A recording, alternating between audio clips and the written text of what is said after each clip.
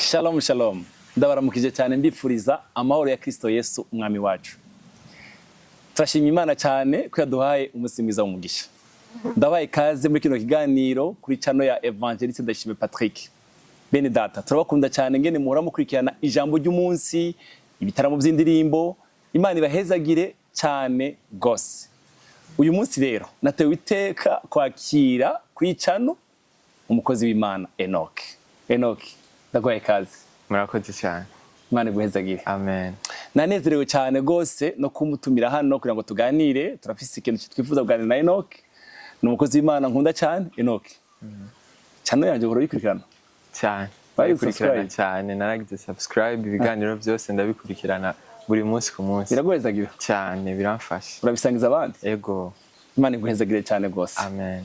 Ubu rero tugiye kuganira ijambo na Enock hejuru y'ubwami bw'Imana. Enock, ndashaka tuganire nawe hejuru y'ubwami bw'Imana. Ego. Narakunze cyane gusoma ibitabo by'ubutumwa bwiza. Yesu atarapfa. Niyo message principale yarafise. Usonye mu gitabo cya Matayo ku gice cya 5 cya 6 c'indwi avuga cyane cyane yisunze ubwami. Yesu amaze kuzuka yavuze cyane hejuru y'ubwami. Ba Petero bavuze hejuru y'ubwami. Ndashaka muri kino kiganiro cy'uyu munsi tugerageze kwigira hamwe dufasha abantu kuvyerekeye ubwami bw'Imana. Hari ijambo Yesu yavuze mu gitabo cya Matayo igice cya 6:33 rivuga ngo mubanze mwitwararika ubwami bw'Imana no kugororoka kwayo. Ibindi byose nararyohewe bavuze ngo ibindi byose harimo inyungu z'ibwami cyane, harimo inyungu tuzoroka mu gihe twitwararitse iby'ubwami bw'Imana. Paulo avuga ijambo ryiza cyane nkunda mu Bakolosayi igice cya mbere umurongo wa 13 haravuga ngo Kristo Yesu yaratwimuye atwimurira mu bwami bw'umwana wiwe kunda. Twarimukiye mu bundi bwami. Rero ndifuza ko tuvugana nawe ku makuru y'ubwami. Enock, tubwire mu ncamake icyo utahura ku bwami. Yesu aguhezagire. Amen. Mbanje kubashimira nanjye ko mwanyimviriye ko mukantumira kuri channel yanyu. Hanyuma amakuru y'ubwami ni namakuru manini. Niba ariko novuga amakuru menshi cyane kuko nkuko wabivuze Yesu nibwo butumwa bwonyene yarafise yariko aratanga ku bantu. Nego. Rero mbere yuko tubanza kuvuga ivy'ubwami n'amavantage, hari abantu bashaka kuba bariko baradukurikirana mugabo peut-être bakaba badatahura concept y'ubwami, na cyane cyane yuko tuba mu bihugu bitwawe n'amademokrasi na za republika, ari ivyo twokwita forme de gouvernance. Rero abantu benshi barakunda gusenga canke iyo bariko bavuga ibintu by'Imana, Imana bakakunda kuyita nk'umwami. Ariko urumva nkuko nabivuze kubera benshi twavukiye muri za demokrasi n'ibindi, ukaba ubaho udashobora gutahura icari cyo umwami byanyavye. Rero Imana ni umwami. Bisigura ko ifise ubwami aho iganza. Amen. Sivyo? Imana kuba yitwa ngo ni umwami, donc ifise ubwami aho iganza. Nta muntu numwe dushobora kwita ngo ni umwami adafise ahantu atwaye. Sivyo? Na president wo muri republika canke demokrasi tumwita president kubera ko hariyo igihugu canke territoire abatwara. Rero ico nico cya mbere twashaka guclarifiaho gato. Rero Imana imaze kurema ibintu byose bijya biri mu itanguriro, irema ivyaremwe bijya byose n'umuntu iramurema kubera ko yoyo ari impemu kandi ikaba yararemye isi y'ibintu bifadika, ibintu fiziki. Yari ikeneye umuntu kuko yaravuze nti reka tureme umuntu mu ishusho yacu kugira ngo aganze bijya byose twaremye. Sivyo? Niyo mpamvu yashatse kwagura ubwami bwayo ibukure mwijuru, ntiburi mwijuru gusa, yamara bwimuke bugere no mwisi. Niyo mpamvu yaturemye twebwe abantu, ni nayo mpamvu yaturemye mu ishusho yayo kuko Imana niyo ifise kamere yo kuganza. Haleluya. Imana ntiyari kudukura mu gitaka gusa cyangwa mw'ivu gusa hanyuma ngo ikitubwira ngo tuganze kandi mw'ivu ata kamere yo kuganza iba. Niyo mpamvu ibyavuye mw'ivu byose ari ibiti ari n'ibindi byose tubona bitaganza, ariko twebwe kubera ko Imana yafashe muri kamere yayo ifata ku mwuka wayo iwudushiramo kugira ngo tubashe kuganza. Rero ivyo kubashaka kubisoma barashaka kubisoma mu Itanguriro igice cya mbere cyose, ariko cyane cyane ku murongo wa 26. Rero ntatevye ku vyo kwiremwa, umuntu mwese murabizi yaracumuye, hanyuma ariko kujya gucumura kwiwe ntikwatumye yirukanwa mu itongo gusa, ariko na bwa bubasha bwo kuganza yarasa nk'ubutaye, sivyo? Ariko Imana ishimwe yuko Yesu yaragarutse aza mw'isi, yaraje mw'isi arapfa arazuka, hanyuma adusubiza kwa kuganza, adukura mu bwami bw'umwiza, rya jambo wasomye, atwimurira mu bwami bw'umwana wayo ikunda, nkuko vyanditse mu Bikorosayi. Rero urumva ko twavuye mu bwami bumwe bw'umwiza dusubira aho twavuye kera, ahanyaho twagakwiriye kuba ariho mu bwami bw'umwana wayo. Niyo mpamvu rero Yesu akimara kuza ngaha kw'isi nta kindi kintu yigeze yigisha abantu uretse ubutumwa bwiza. Hari ijambo riri muri Matayo 4:23 rivuga ngo nyuma Yesu agenda i Galilaya no mu micungararo yaho agenda yamamaza ubutumwa bwiza bw'ubwami, sivyo? Umva hariho itandukaniro ry'ubutumwa bwiza bw'agakiza n'ubutumwa bwiza bw'ubwami. Urumva umuntu atarakira Yesu bamubwira ubutumwa bwiza bw'agakiza, nyuma rero iyo atanguye gukura bakamubwira ati ukwiye kwitwara uku kuko wabaye mu Kristo, ngize ingendo ukwiye gufata cyangwa inzi ukwiye kureka, ubwo nibwo bita ubutumwa bwiza bw'ubwami. Rero Imana ishimwe kandi ku kintu cyiza yadukoreye, kuko buri bwami bwose canke novuga ngo forme yose ya gouvernance igira ikintu bita constitution canke ibwiriza shingiro igenderako. Hariho amategeko bose bategerezwa kugenderako, no mu bwami arahari, no muri za demokrasi arahari, kandi niyo agenga ukungene igihugu gikwiye gutwara. Sinovuga ngo yadukoreye kuko ni ikintu gitegerezwa kuba kiri muri forme ya gouvernance zose.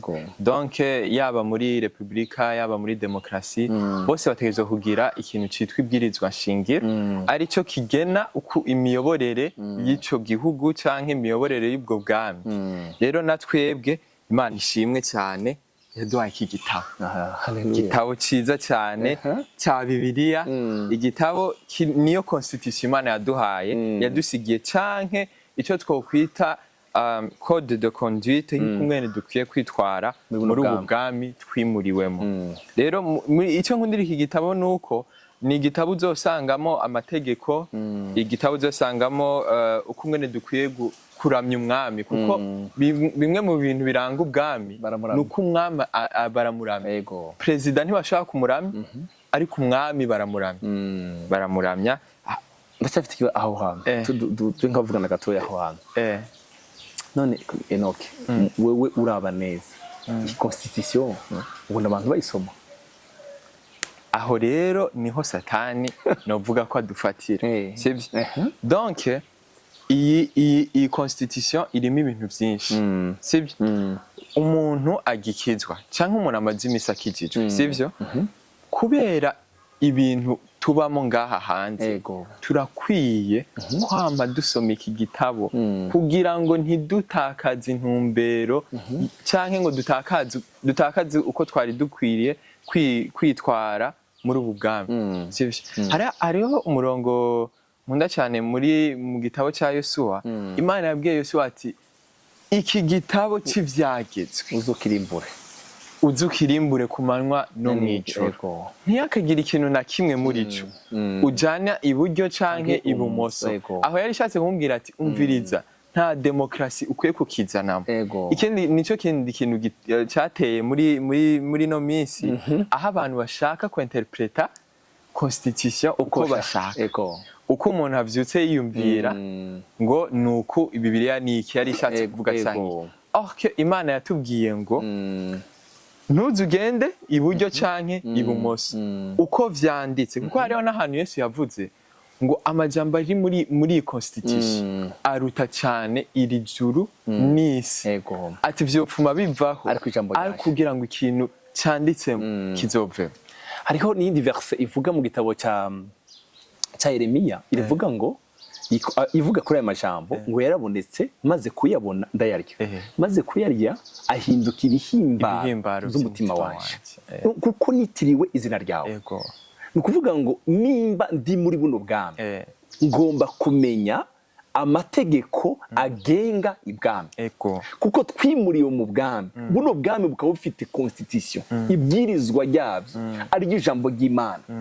Hari ijambo Petero yavuze ryiza ngo ntidukwiriye gusobanura kino gitabo uko tubyigombeye kari igihe umuntu kandi rero no muri constitution zino zo mu bihugu za demokrasi tiwobyuka mu gitondo ngo urahindura constitution uko ushaka.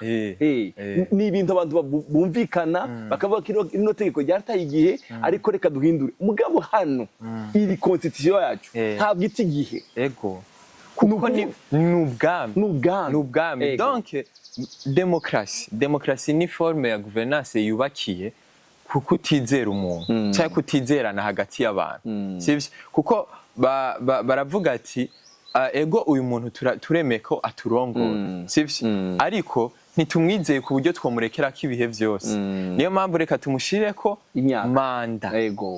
manda azomara niba ari imyaka 5 sivyo nyuma y'iyo myaka 5 tuzoshaka kandi twicare turabe muri iyi myaka yakoze neza niba yarakoze neza tumwongere hamwe yoba yarakoze nabi naho dutora uwundi sivyo rero ariko mu bwami umwami aba umwami kuva igihe avutse kugeza igihe apfuye ku bantu baba basoma za histoire z'u Burundi umva bavuga ngo umwami ngo yavukana urubuto sivyo urumva ariko bamwita umwami kuva akivuka naho se yaba kiriho ariko yaba nawe ari umwami kuko igihe se apfuye niwe bace bagira umwami. Rero umwami ahoraho itegeko ashinze nta muntu ashobora kuza ngo arivuguruze donc niba Imana kuko iyi constitution yacu ikintu nyikundira itandukanye cyane na zirya constitution zo muri demokrasi nta munsi n'umwe ushobora kuzikubwire ngo kunda mugenzi wawe nk'uko wikunda sivyo ariko iyi irakubwira ngo umukunde igakirenga kukubwira ngo n'umwansi wawe umukunde kandi muri demokrasi mwibwiza shingiro rya demokrasi nta hantu hamwe havuga ngo ndabategetse mwamunezerewe ntibibaho ntushobora gutegeka umuntu ngo yamanezerewe muri muno bugingo muri muno ngaha akatubwira ngo munezerwe imisi yose kandi nongeye kubivuga ngo munezerwe imisi yose ikatubwira ngo tubabarirane dukunde abandi twihangane tugire ingeso nziza ivyo byose constitution ngaha irashobora kukubwira ngo buri tuvuge irashobora kukubwira ati umuperezida canke umuntu arafise manda y'igihe kingana ati iyo ni itegeko ikakubwira ngo nta umurundi canke uwundi muntu wo mu kindi gihugu runaka ntiyemerewe kwiba n'icaha naho no ngaha birimo ariko ngaha nayo birabihana ariko hari birimo ngaha tudashobora gukora muri constitution y'igihugu cy'u Burundi gose ni byinshi aha araka tugira ngo tubandanye iyi itubwira kubabarira sibyo mugabo iyi constitution iyo umva wowe ariko tutumvikana nawe turagenda tukaja kuburana tukaburana urubanza kumara imyaka n'imyaka mugabo iyi irakubwira hari ijambo nkunda mu gitabo cy'imigani rivuga ngo wirengagije icyo yacumuwe ko aba ari umunyabwenge. Kwirengagiza umuntu arashaka kugirira nabi ukabona mu by'ukuri ko yakugiriye nabi, ariko iyo ikatubwira ngo urashobora kwirengagiza icyo kibi bagukoreye. Mugabo muri demokarasi kugira ngo ukirengagize ni ikibazo gikomeye. Nicyo gituma abana twebwe twimuriye mu bwami tugomba kuba maso nimba dusoma kino gitabo, kino constitution y'ubwami. Mu gihe Enock nako nimvi, mu gihe udasoma kino gitabo turafise ingorane cyane zo kumenya ubwami twashemwe. Gose usanga wadevye mu vyimviro, je ndavyimvira uko canke ugaca usanga hariho n'ikindi kintu tuza kuvugana, ugaca usanga ngo uko abandi bariko barabigira ariko ndabigira. Okay, ijambo ritubwira ukundi dukwiye kwitwara. Bakunzi mwe muri ko muradukurikirana, tugomba turabateye intege kuba muri kusoma ino constitution yacu, kuko tayisomye bizatugora cyane kuba muri buno bwami twimukiyemo, kuko nicyo gitabo kitugenga. Rero kuko igihugu kigengwa na constitution, kubera urumva abategetsi bose kurya hajye bahabwa ubushobozi n'ibwirizwa shingiro, natwe igiduwe ubushobozi n'ino jambo ari constitution y'abana ibwami. Uretse no kuvuga ngo ubushobozi, iri riratubwira ama avantage, riratubwira ama privilege. Hariho ibihugu ngaho kwisi bivuga constitution zabo zivuga ngo umunyagihugu wese yitirirwa ko ari uwo muri ico gihugu, amaze kwiga yemerewe amahera nganuku canke baramwubakira inzu canke bigira. Izo ni privilege zo muri ico gihugu. Ariko mu gihe atamenye ko biri muri constitution yabo, ni hamwe usanga no mu gihe atabironse adashobora kugenda kubireklama. Ikindi kintu rero, Yesu agiye yaradusigiye mission. Yadusigiye mission en qualité ya secrétaire d'État. Niko ubu tugiye kwinjira mu kintu cy'ubuambasaderi. Kandi muzi ko abambasaderi bose bagengwa na secrétaire d'État canke ministre wa affaires étrangères. Rero Yesu yaradusigiye mission nkuru cyane yo kutubwira ngo tugende mu mahanga yose duhindura abantu kuba abigishwa biwe. Kuba abigishwa ba Yesu ntiyarashatse kubwira ngo twese ngo tugende duhindura abantu bo kuba abapasiteri. Oya, ariko ushobora kuba umwigishwa wa Yesu muri hahana Imana yagushize, hahana Imana yaguteretse. Sinzi ko wodusomera mu Abakorinto ba 2:5-20. Nico gituma turi intumwa mu gishingo cya Kristo. Bibiliya Kirundi ivuga intumwa mu gishingo, mugabo izindi version zose zikoresha ambassadeur. Rero kuba turi abambasaderi b'ubwami, nashaka tuganire gato ku bintu bikeyi gusa biranga abambasaderi. Icyambere nuko nta mu ambasaderi numwe, yaba serukira ubwami yaba serukira demokarasi, yigera yitoza kuba umwambasaderi. Benshi murabizi ko mu gihugu cy'u Burundi turi mu bihe by'amatora, bariko bitoza kuba abadepite n'izindi nshingano. Ariko nta matora namwe tuzokwigera tubona y'abambasaderi. Niyo mpamvu usomye sinzi ko wadusomera muri Yohana igice cya 15 umurongo wa 16.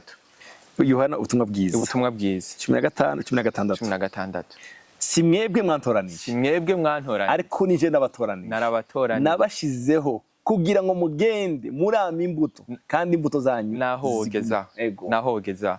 Yesu yavuze ati si mwebwe mwantoranije, ariko nijewe nabatoranije. Bene data, muri gouvernance yose nta mu ambasaderi yitoza, nta nushobora kugenda ngo agire demande yo kuba umu ambasaderi. Ariko secrétaire d'État canke president canke umwami niwe aza ubona ikete ri gushikiriye, twari twifuza ko mwogenda guserukira igihugu cacu muri iki gihugu runaka. Na Yesu rero nivyo yatubwiye, yaradutoranije atugira abambasaderi.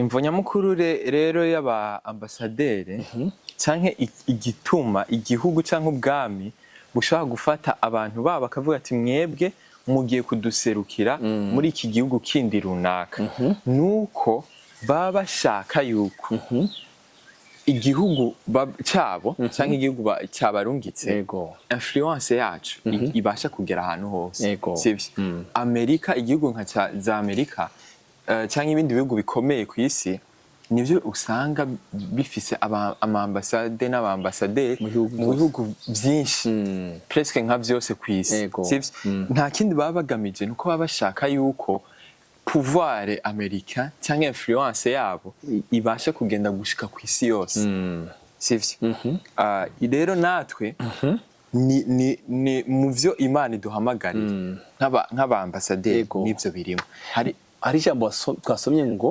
nije wabatoranije kugira ngo tuje gutanga iyo influence mu bwami bw'umwami wacu umva no bwami twimukiyemo yego hariho ijambo Yesu yavutse abwira abigishwa biwe ati mwebwe muri umunyu yego w'isi aravuga ati muri umuco w'isi yego umunyu ni abari utuntu duto cyane gose ariko naho dushira ku isiniye urashiraho yego iyo umuntu wese aza kujya kuri yasi araza kumva ko ari umuntu sivyo donc wa munyu peu importe ko wari mukeyi influence yawo yageze ahantu hose umuco ntushaka kuvuga ngo ufashe umuco cyangwa itara ryaka cyangwa ikindi kintu caka ngo kica caka ngo cyakire ahanyine donc niba wakijibuje ukayishira aha haraza kugera umuco nahaza kugera umuco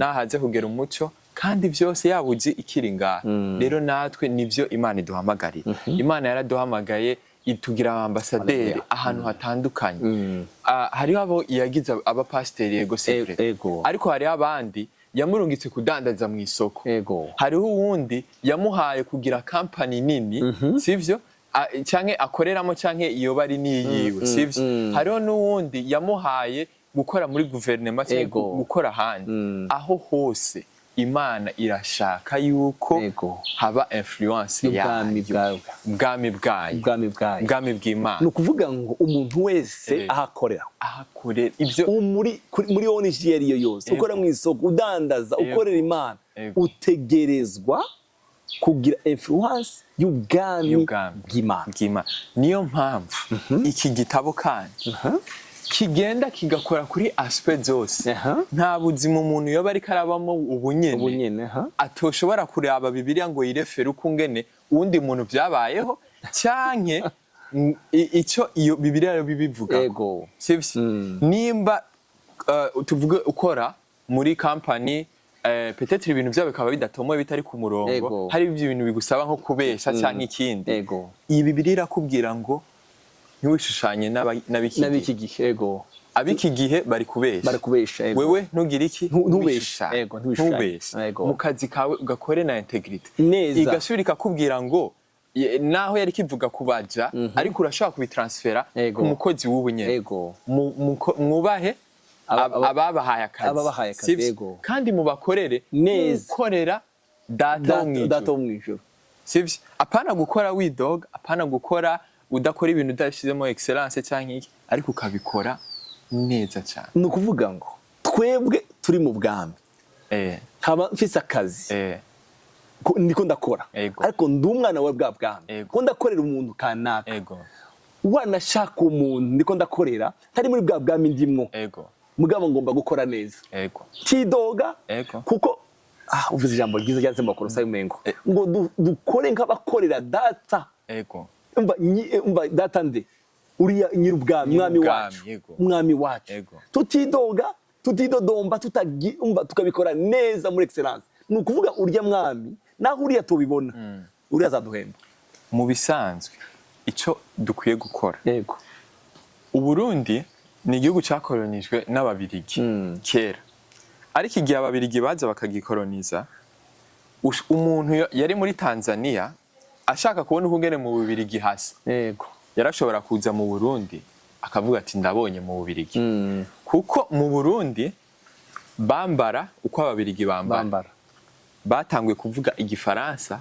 kuko no mu Bubirigi bavuga igifaransa hariyo parti zimwe bavuga igifaransa sivyo donc système éducatif yabaye iyo mu Bubirigi uko mu Bubirigi bigisha ngaha bariko babiza sivyo donc Imana irakeneye ko wewe muri kakazi kawe muri ya mpano Imana yaguhaye nimba hari umuntu wo hanze wo mwisi ashaka kumenya uko ngene mu bwami tubayeho uko ngene mu bwami twitwara akuravye gusa aravye ubuzima bwawe aca bimenya nico Imana yari ishaka nico Imana itugombako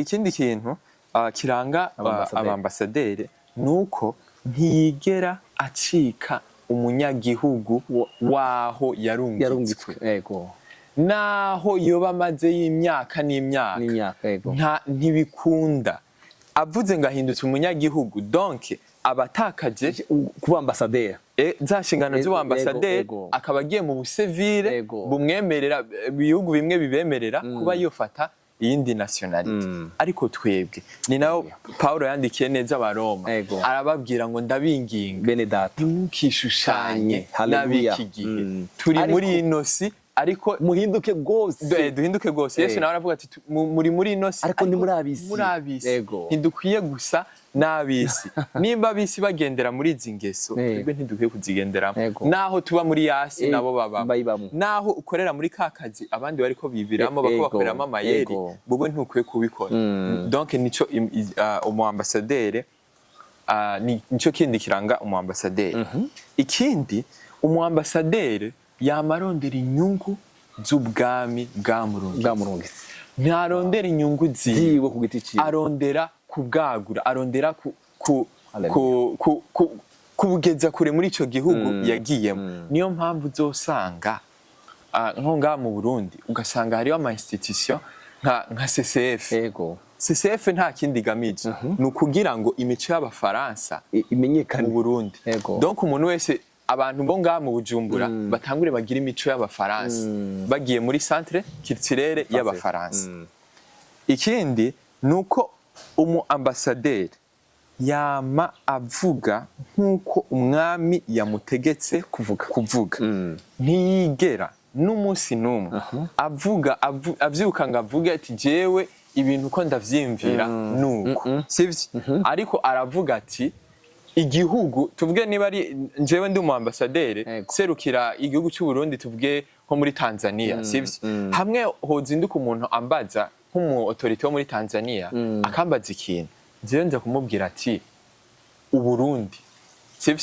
simvuga ati jewe ndavuga ati uburundi kuri iki kibazo runaka kuri ika runaka tuvyimviraho uko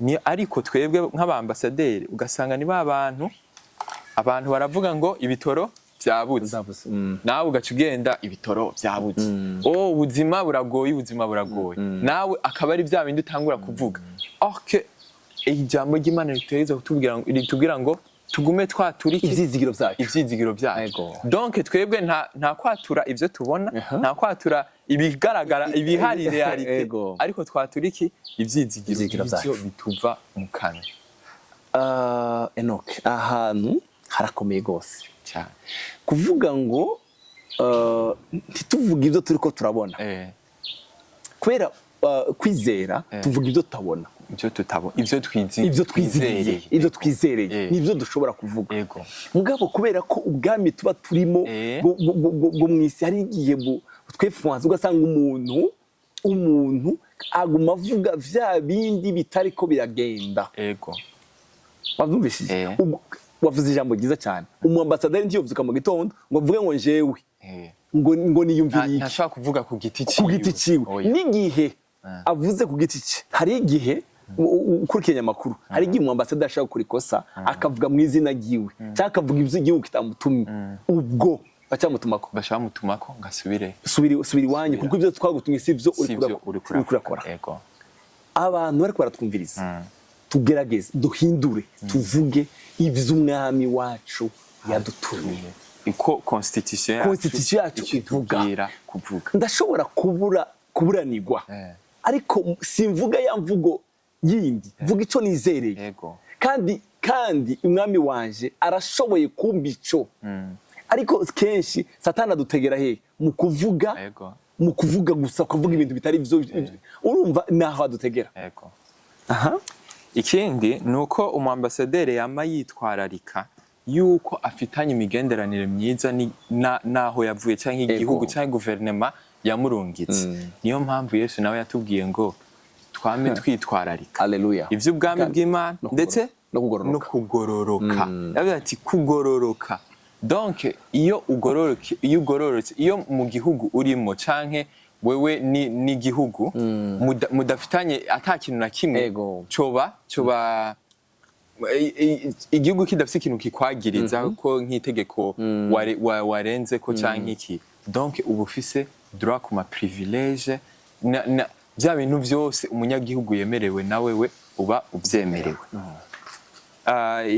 tuvuga nk'ibindi bingahe kugira duheze ambasaderi niwe muntu afise accès total canke ashobora afise accès total ku butunzi bw'ubwami ndetse n'ubushobozi bw'ubwami canke pouvoir y'ubwami aserukiye niwe muntu ashobora kuvyuka akavuga ngo twebwe twakarikiye tubona yuko hakenewe projet runaka kandi izoba finance n'igihugu cyacu yandika ikete akarungika amahera ubwo nyene aba débloqué kandi ntibashobora kumubwira ngo c'est limite niki aba c'est accès total ego arashobora kuvuga ati urumva sinshobora kumara amahera y'igihugu ikindi gihugu ariko mu bisanzwe nta limite aba afise natwebwe Yesu yaduhaye imfunguruzo yabwiye ijambo ryiza Petero ugize Petero kandi nguhaye urufunguruzo z'ubwami ico uzokugara ya pouvoir twako turavuga ico uzokugara natwebwe tuzatugara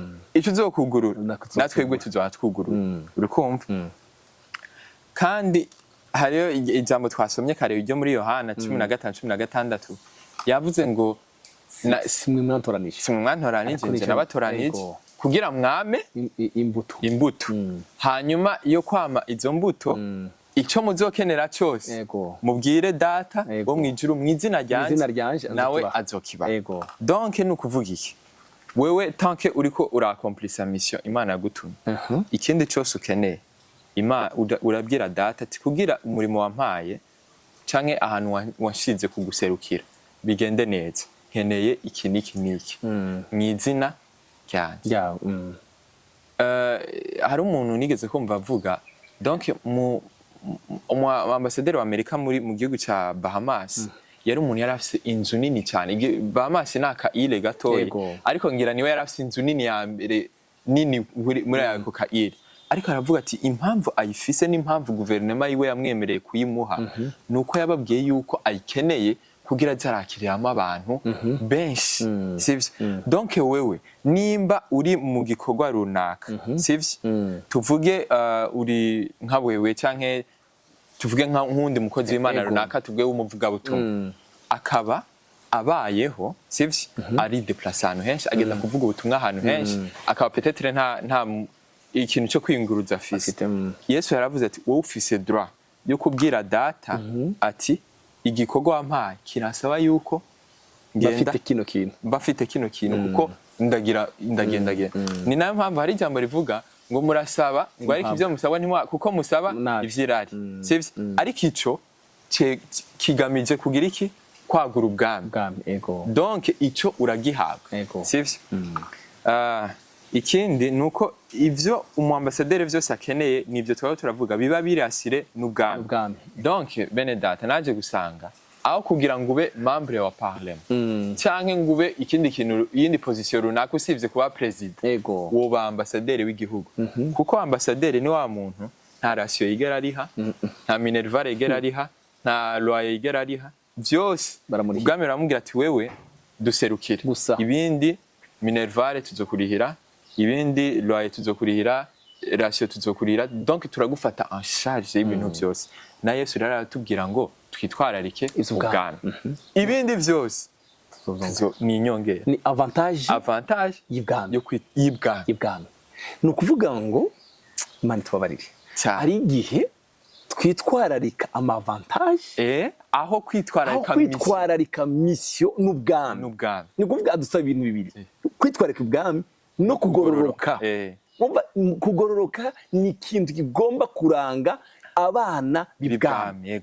Ni ukuvuga ubwami no kugororoka ninda bikora hariho amavantage y'abana b'ibwami. Enock, ukurangiza kino kiganiro cyacu, ndashaka niki ubona mu by'ukuri wobwira abantu bariko baratwumviriza, kubera ko nasanze abantu benshi twitwararika amavantage cyane, ariko kandi ugasanga wanashaka n'amavantage turayitwararika cyane, ugasanga n'ikindi imvugo zacu zitandukanye cyane n'ubwami twajemo. Umuntu akavuga ndakijijwe ariko nta jambo rya positive yigera avuga, avuga negative gusa, avuga ibindi ariko biragenda, ntiyigera avuga ikintu kizima mu buzima bwiwe. Turagowe, turapfuye, ejo hari ingorane gusa. Urumva wamubaza umerewe gute, nta kigenda, nta kiko kiragenda, kandi uwo muntu yitwa ko aserukira ari umwambasaderi. Uko nuko utamenya gukomeye cyane. Kubu wovuga amajambo uri umwambasaderi, igihugu cyo cyari kikubwira ngo taha kuko ntacyo ushoboye. Rero gerageza umbwire abantu bariko badukurikirana mu majambo yo kurangiza mu majambo makeya, sivyo? Ni yayo na point ya nyuma twagira tuvugane, nuko umwambasaderi wese ahantu hose abari ategerezwa kuguma ari en contact n'ubwami bwamurungitse. Donc kuguma en contact kwacu ni gute? Ni igihe umenya ko buri munsi ku munsi witwararika gusenga, witwararika gusoma ya constitution, kuko niho uzomenya ico umwami ashaka. Hari ijambo Paulo yandikiye abanyefeso arababwira ngo musenge imisi yose muri mpemu. Hanyuma hari akaba irindi jambo muri Korinto yarababwiye bobo ngo nta muntu ashobora kumenya ikiri mu mutima w'umuntu usivye mpemu umubamo, sivyo? Donc iyo dusengera muri mpemu nigihe tumenya ati donc data arakeneye iki, nico ashaka ko kibasha gukorwa kugira ngo ndamurepresente neza. Donc urasoma, urabisoma ngaha, hanyuma ugasenga ukabihishurirwa. Rero dukwiye kuko iki ni wagisoma, nico kizokubwira uko ukwiye kwitwara nk'umwambasaderi, nico kizokorija za mvugo zawe, nico kizokorija za ngendo zawe zose n'ibindi. Donc kugira mpeze ijambo nohereza ko nuko dukwiye kwitwararika ivy'ubwami bw'Imana no kugororoka, ibindi vyose tuzobihabwa nk'inyongera. Hari akandi kantu bavuze ngo ngomba kugira contact n'umwami mu gusoma, mu gusenga. Hari akandi kantu bavuze tugitangura ngo umwami baza bamuramya no kuramya.